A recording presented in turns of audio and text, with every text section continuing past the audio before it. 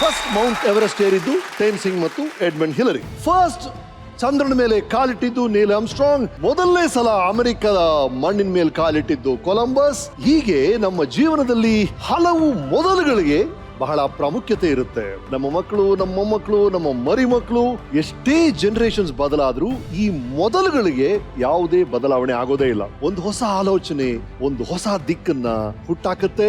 ಒಂದು ಹೊಸ ದಿಕ್ಕು ಹಲವು ಮೊದಲುಗಳನ್ನ ಸೃಷ್ಟಿ ಮಾಡುತ್ತೆ. ಇವತ್ತಿನ ನಮ್ಮ ಸಾಧಕರು ಹೀಗೆ ಕನ್ನಡ ಚಿತ್ರರಂಗದ ಮೊದಲ ಜಾನಪದ ಸಿನಿಮಾ, ಮೊದಲ ಶತದಿನೋತ್ಸವ ಸಿನಿಮಾ, ಮೊದಲ ಹಾರರ್ ಸಿನಿಮಾ, ಮೊದಲ ಟ್ರೆಂಡ್ ಸೆಟ್ಟಿಂಗ್ ಸಿನಿಮಾ, ಮೊದಲ ಟ್ರಿಕ್ ಸಿನಿಮಾ, ಹೀಗೆ ಹಲವಾರು ಮೊದಲುಗಳನ್ನ ಕೊಟ್ಟಂತ ಚಿತ್ರ ಬ್ರಹ್ಮ ಶಂಕರ್ ಸಿಂಗ್ ಅವರ ಪುತ್ರ.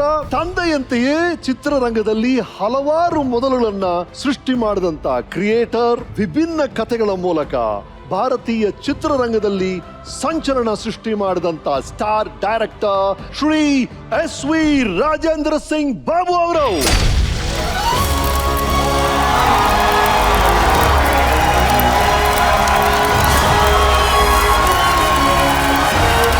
ಪ್ಲೀಸ್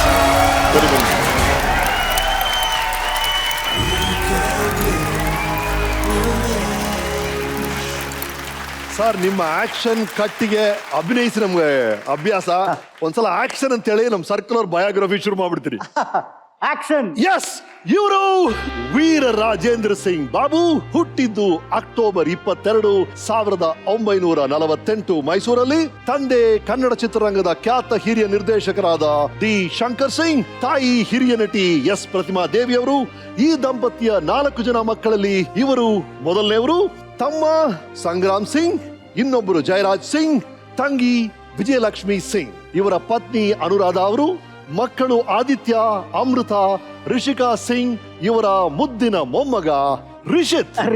ಎಸ್, ಇವರು 1953ರಲ್ಲಿ ಚಂಚಲ ಕುಮಾರಿ ಚಿತ್ರದ ಮೂಲಕ ಬಾಲನಟನಾಗಿ ಕನ್ನಡ ಚಿತ್ರರಂಗಕ್ಕೆ ಪದಾರ್ಪಣೆ ಮಾಡ್ತಾರೆ. ನಂತರ ಹುಣಸೂರ್ ಕೃಷ್ಣಮೂರ್ತಿ ಅವರ ಬಳಿ ಸಹಾಯಕ ನಿರ್ದೇಶಕರಾಗಿ ನಿರ್ದೇಶನದ ಹಲವು ಮಜಲುಗಳನ್ನ ಕರಗತ್ತು ಮಾಡಿಕೊಂಡು ಪಾತಾಳ ಮೋಹಿನಿ, ದನಪಿಶಾಶಿ, ಕುಲಗೌರವ ಹಾಗೂ ಪುಟ್ಟಣ್ಣ ಕನಗಲವರ ನಾಗರ ಹಾವು ಸೇರಿದಂತೆ ಹಲವು ಚಿತ್ರಗಳಿಗೆ ಸಹ ನಿರ್ದೇಶಕರಾಗಿ ಕಾರ್ಯನಿರ್ವಹಿಸಿದ್ದಾರೆ.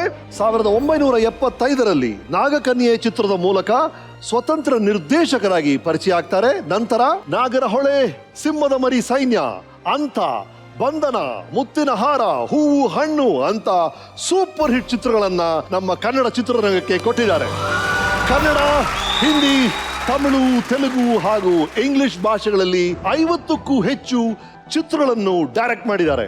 ಇವರ ಬಂಧನ, ಮುತ್ತಿನ ಹಾರ ಹಾಗೂ ಮುಂಗಾರಿನ ಮಿಂಚು ಸಿನಿಮಾಗಳಿಗೆ ಉತ್ತಮ ಪ್ರಾದೇಶಿಕ ಚಿತ್ರ ರಾಷ್ಟ್ರ ಪ್ರಶಸ್ತಿ 1982ರಲ್ಲಿ, ಅಂತ ಚಿತ್ರಕ್ಕಾಗಿ ಉತ್ತಮ ಚಿತ್ರಕಥೆ ರಾಜ್ಯ ಪ್ರಶಸ್ತಿ 1994ರಲ್ಲಿ, ಹೂವು ಹಣ್ಣು ಚಿತ್ರಕ್ಕಾಗಿ ಬೆಸ್ಟ್ ಜೂರಿ ರಾಜ್ಯ ಪ್ರಶಸ್ತಿ 1990ರಲ್ಲಿ, ದೋಣಿ ಸಾಗಲಿ ಚಿತ್ರಕ್ಕಾಗಿ ಉತ್ತಮ ಸಿನಿಮಾ ರಾಜ್ಯ ಪ್ರಶಸ್ತಿ 1999ರಲ್ಲಿ, ಭೂಮಿ ತಾಯಿಯ ಚೊಚ್ಚಲ ಮಗ ಚಿತ್ರಕ್ಕಾಗಿ ಉತ್ತಮ ಸಾಮಾಜಿಕ ಸಂದೇಶ ಸಾರುವ ಚಿತ್ರ ರಾಜ್ಯ ಪ್ರಶಸ್ತಿ 2002ರಲ್ಲಿ, ಕುರಿಗಳು ಸಾರ್ ಕುರಿಗಳು ಹಾಗೂ ಕೊತ್ತಿಗಳು ಸಾರ್ ಕೊತ್ತಿಗಳು ಚಿತ್ರಗಳಿಗಾಗಿ ಉತ್ತಮ ಚಿತ್ರ ಹಾಗೂ ಉತ್ತಮ ಕತೆ ರಾಜ್ಯ ಪ್ರಶಸ್ತಿ. 3 ಬಾರಿ ಫಿಲ್ಮ್ ಫೇರ್ ಪ್ರಶಸ್ತಿ ಎಸ್.ವಿ. ರಾಜೇಂದ್ರ ಸಿಂಗ್ ಬಾಬು ಅವರಿಗೆ ಲಭಿಸಿದೆ. 6 ಬಾರಿ ಕನ್ನಡ ಚಿತ್ರ ನಿರ್ದೇಶಕರ ಸಂಘದ ಅಧ್ಯಕ್ಷರಾಗಿ, 2 ಬಾರಿ Karnataka film chamber of commerce ನ ಎಕ್ಸಿಕ್ಯೂಟಿವ್ ಆಗಿ, Karnataka film and TV technician ವಿಭಾಗದ ಅಧ್ಯಕ್ಷರಾಗಿ, ಇತ್ತೀಚೆಗೆ ಕರ್ನಾಟಕ ಚಲನಚಿತ್ರ ಅಕಾಡೆಮಿಯ ಅಧ್ಯಕ್ಷರಾಗಿ ಸೇವೆ ಸಲ್ಲಿಸಿದ್ದಾರೆ. 3 ತಲೆಮಾರುಗಳಿಂದ ಕನ್ನಡ ಚಿತ್ರರಂಗದ ಹಲವು ವಿಭಾಗಗಳಲ್ಲಿ ಸಕ್ರಿಯವಾಗಿ ತೊಡಗಿಸಿಕೊಂಡಿರುವ ಸಿನಿಮಾ ಕುಟುಂಬದ ಮುಖ್ಯಸ್ಥರು ಎಸ್.ವಿ. ರಾಜೇಂದ್ರ ಸಿಂಗ್ ಬಾಬು ಅವರು. So this weekend is with Sandalwood's creative star director Shri S V. Rajendra Singh Babu. ನಿಮ್ಮ ಲೈಫ್ ಅನ್ನ ನಿಮಗೆ ರಿವೈಂಡ್ ಮಾಡಿ ತೋರಿಸುವಂತ ಸೌಭಾಗ್ಯ. ಸರ್, ನಿಮ್ಮ ಜೀವನಕ್ಕೆ ನಿಮಗೆ ಸ್ವಾಗತ. ಇದನ್ನ ಬಂತು ಸರ್.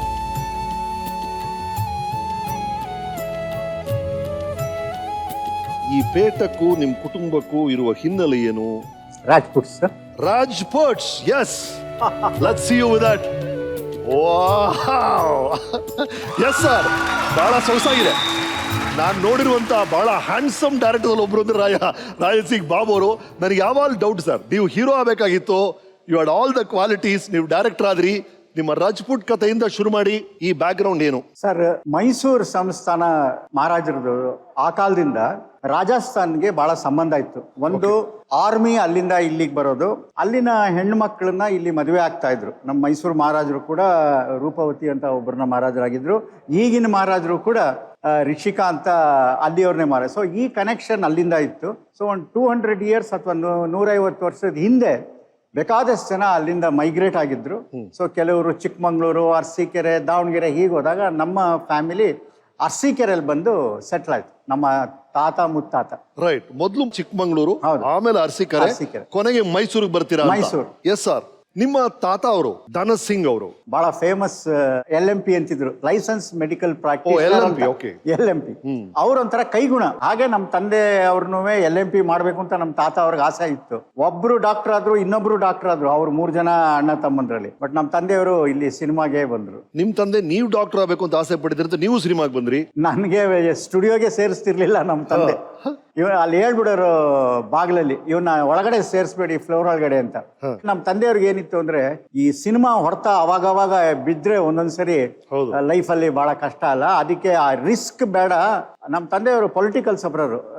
ಸ್ವಾತಂತ್ರ್ಯದ ಮೂವ್ಮೆಂಟ್ ಅಲ್ಲಿ ಜೈಲಿಗೆ ಹೋಗಿ ಹಾಸನ್ ಜೈಲಲ್ಲಿ ಇದ್ದು, ಅವರಿಗೆ ನಿಡ್ಲಿಂಗಪ್ಪ ಅವರೆಲ್ಲ ಬಹಳ ಚೆನ್ನಾಗಿ ಗೊತ್ತಿದ್ರು. ಸೊ ಅವರು ನಿಡ್ಲಿಂಗಪ್ಪ ಅವ್ರಿಗೆ ಹೇಳ್ಬಿಟ್ಟು ಪೊಲಿಟಿಕಲ್ ಸಫರರ್ ಕೋಟಾದಲ್ಲಿ ಒಂದು ಸೀಟ್ ಕೊಡಿಸ್ತೀನಿ ಅಂತ ಅವರು.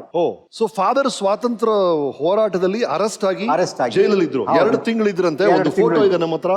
S, as seen from the records, this certified that Shri Shankar Singh so and so be the resident of all that Akbito was admitted to this lockup and detained. Okay, ಅದೇನು sir ಕತೆ? ಅದು ಏನು ಹೋರಾಟದ ಇದು? ನಮ್ಮ ತಂದೆಯವರಿಗೆ ಈ ಆಗಲಿಂದ ಈ ಸ್ವಾತಂತ್ರ್ಯ ಹೋರಾಟದ್ದು ಬಹಳ ಇದು. ಯಾಕೆಂದ್ರೆ ಗಾಂಧೀಜಿ ಅವ್ರನ್ನ ನೋಡಕ್ಕೆ ಬೆಳಗಾಂಗೆ ಹೋಗಿದ್ರು. ಅಂದ್ರೆ ಗಾಂಧೀಜಿಯ ಪ್ರಿನ್ಸಿಪಲ್ಸು, ಗಾಂಧೀಜಿ ಅವರ ಹೋರಾಟ ಅದೆಲ್ಲ ಅವ್ರಿಗೆ ಬಹಳ ಒಂಥರ ಇಂಪ್ರೆಸ್ ಆಗಿ ಗಾಂಧೀಜಿ ಅವ್ರನ್ನ ಫಾಲೋ ಮಾಡ್ಕೊಂಡು ನಮ್ಮ ದೇಶಕ್ಕೆ ಸ್ವಾತಂತ್ರ್ಯ ಬರ್ಬೇಕು ಅಂತ ಸ್ವಾತಂತ್ರ್ಯಕ್ಕೆ ಹೋರಾಟ ಮಾಡಿದ್ರು. ದೊಡ್ಡ ಗಾಂಧೀಜಿ ಫಾಲೋವರ್. ಅದಕ್ಕೆ ಮಹಾತ್ಮ ಪಿಕ್ಚರ್ ಅಂತ ಹೆಸರಿಟ್ಟಿದ್ದೆ ಮಹಾತ್ಮ ಟೂರಿಂಗ್ ಟಾಕೀಸ್ ಅಂತ. ನೆಹರು ಗಾಂಧಿ ಅವರ ಇನ್ಸ್ಪಿರೇಷನ್ ಇಂದ 2 ಟೂರಿಂಗ್ ಟಾಕೀಸ್ ಇತ್ತು ನಮ್ದು. ಒಂದು ಮಹಾತ್ಮ, ಇನ್ನೊಂದು ನೆಹರು. Right sir. ನಿಮ್ಮ ಹೆಸರು ಈ ವೀರ ರಾಜೇಂದ್ರ ಸಿಂಗ್ ಬಾಬು, ಅದ್ ಹಿಂದೆ ಒಂದು ಕತೆ ಇದೆಯಂತೆ. ಅದು ಏನು ಅಂತ ಹೇಳಿದ್ರೆ, ನನ್ನ ಹುಟ್ಟಿದಾಗ ಜಾತಕದ ಪ್ರಕಾರ ನಿಂದ ಸ್ಟಾರ್ಟ್ ಆಗ್ಬೇಕು ಅಂತಿತ್ತು. ಆಗ ರಾಜೇಂದ್ರ ಸಿಂಗ್ ಅಂತ ಒಬ್ರು ಬಹಳ ಫೇಮಸ್ ಕಮಾಂಡರ್ ಇದ್ರು. ಸೊ ನಮ್ಮ ತಂದೆಗೆ ಅವ್ರನ್ನ ಕಂಡ್ರೆ ಬಹಳ ಅಷ್ಟೇ. ಅದಕ್ಕೋಸ್ಕರ ಏನ್ ಮಾಡಿದ್ರು, ವೀರ ರಾಜೇಂದ್ರ ಸಿಂಗ್ ಅಂತ ನನಗೆ ಹೆಸರಿಟ್ರು.